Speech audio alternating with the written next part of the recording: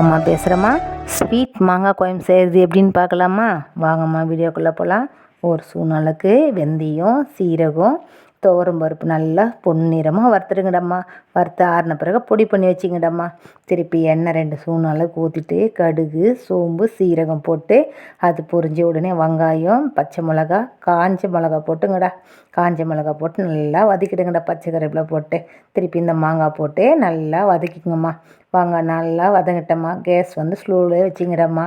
வச்சுட்டு சிறிதளவு மஞ்சள்தூள், பெருங்காயத்தூள், தேவைக்கேற்ற மாதிரி உப்பு போட்டுங்கடா. உப்பு கம்மியாகவே போட்டுக்கோங்க, ஏன்னா மாங்காயில் ஸ்வீட் போடுறதுனாலம்மா.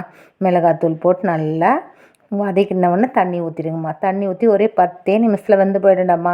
அதுக்கப்புறமா அந்த பொடி பண்ணி வச்சுருக்கிறோம்லம்மா, அதை நல்லா தண்ணியில் கரைச்சி அதில் ஊற்றிடுங்கடா. மாங்காய் வெந்த பிறகு அதை ஊற்றிட்டிங்கன்னா அப்புறம் வெல்லம் கொஞ்சம் ஸ்வீட் நல்லாவே போட்டுங்கடாம்மா. அப்போதாம்மா ரொம்ப ரொம்ப நல்லா இருக்குண்டாம்மா. குழந்தைங்க சட்னி சாப்பிட்றதோட தொட்டு சாப்பிட்றதோட கப்பில் போட்டு கொடுத்தா ஸ்பூன் வச்சே சாப்பிடுவாங்கடாம்மா. முழுகாமல் இருக்கிற பசங்களுக்கெல்லாம் இதை செஞ்சு கொடுத்தா விரும்பி சாப்பிடுவாங்கடாம்மா. அவங்களுக்கு வரப்பிரசாதம் மாதிரி அவ்வளோ வாய்க்கு புளிப்பு நல்லாயிருக்கும். புளிப்பு, காரம், ஸ்வீட்டோடு சாப்பிட்டா அவ்வளோ குழந்தைங்களுக்கு பிடிக்கும்டா. அதுக்கு மேலே கொத்தமல்லி தழை போட்டு குழந்தைங்களுக்கு வச்சு கொடுத்து பாருங்களேன். சப்பாத்தி, தோசைக்கு எல்லாத்துக்குமே நல்லா இருக்குண்டாம்மா. இது குழந்தைங்க இந்த மாங்காய் சீசனில் ரொம்ப விரும்பி சாப்பிட்லாம்.